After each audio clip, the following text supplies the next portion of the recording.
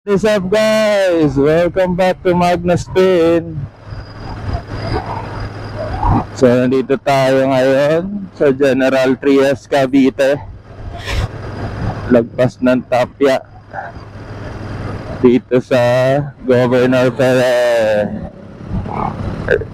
Highway ba yan? So shortcut tayo sa kabila tayo dadaan papuntang Arnaldo Highway. Ito ba yan? Ito nga yun. Ayan, so yung mga motorista natin, delivery riders dito dumadaan. So may 4x4 kayo or pang off-roading, pwede rito. Ayan, medyo hindi pa siya anong tawag yan, naayos after nung umulan ng ilang araw, no? Hindi siya na-repair.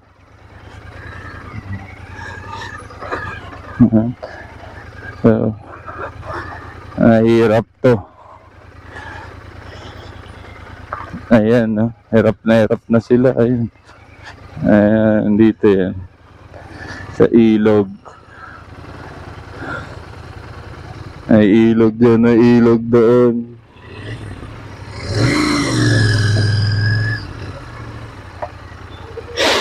So salitan lang pagkatapos nila. Tayo naman. Kasi mahirap yung sa gitna, dito sa gilid. Kahit pa paano, dali lang ng konti kumpara sa gitna na angat talaga. Pero panis yan sa big bike. Kahit anong big bike dyan, huwag lang yung sports bike. I mean, big bike nga rin pala yung sports bike. Pero kaya yan ng sports bike. Dahan-dahan lang. Di na sobrang lowered yung sports bike kagaya ng mga scooters. Papakita ko lang sa inyo yung shortcut niya from Governor Ferrer Highway or road. Ano ba yung tawag doon? Doon, basta yung Pamanggahan Road, no? Puntang Manggahan, tagos dito sa Arnaldo Highway.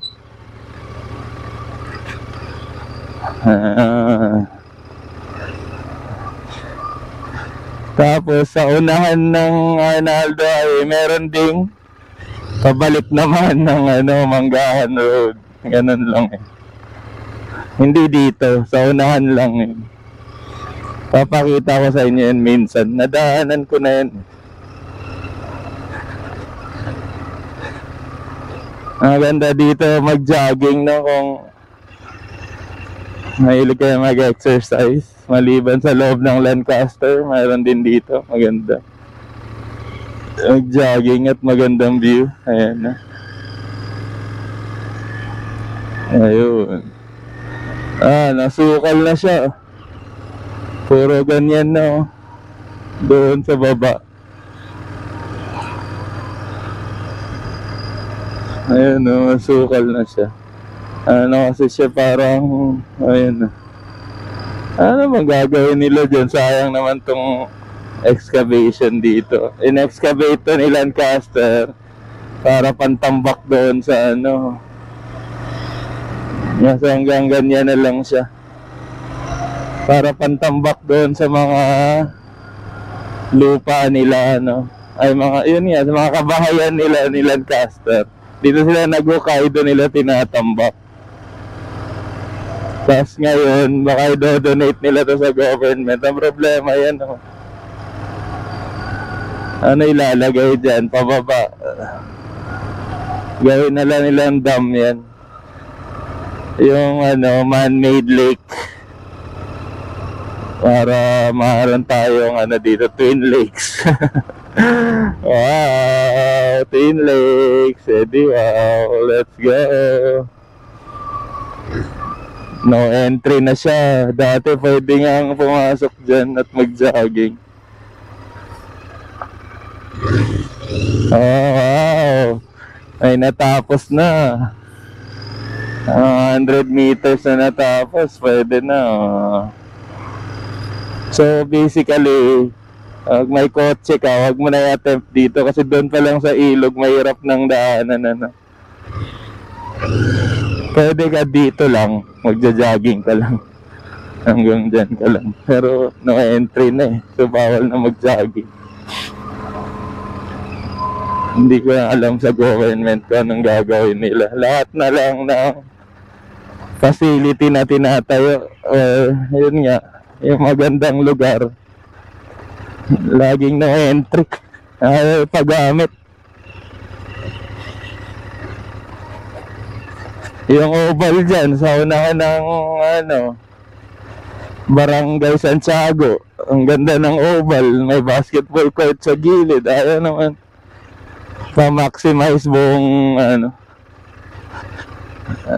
yun dapat yung early morning, madaling araw yung gano'n. Parang gano'n. Early morning training. Anyway, baka ayaw nila masira, ano. So yun yung issue natin. Ayaw mong masira, ba't mo tinayo? Dapat di mo na lang tinayo in the first place kung ayaw mong masira. Masisira talaga ang mga bagay.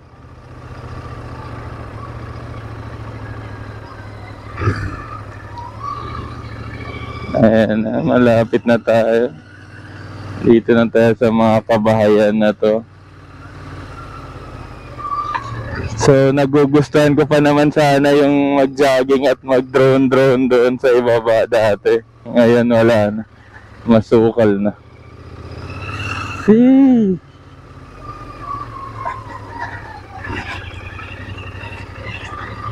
Tapos ito, hindi tinuloy. Ganda na to. Kung tuloy-tuloy na to. Pero although ginagawa na naman.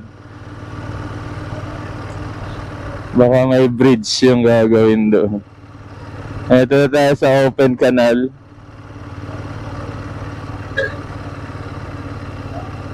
And crossing open canal sa Pascam 2. Barangay Pascam 2. Yung barangay hall na to.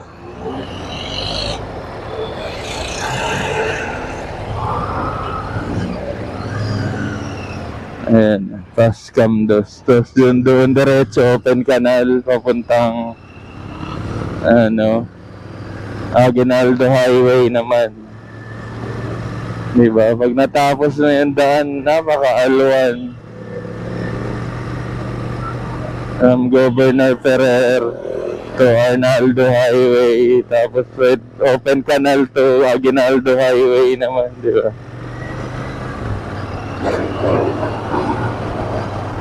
So yun lang guys, yun lang ang ipapakita ko sa inyo. That's it. Thanks you guys for watching. Please like, share, subscribe. Babush!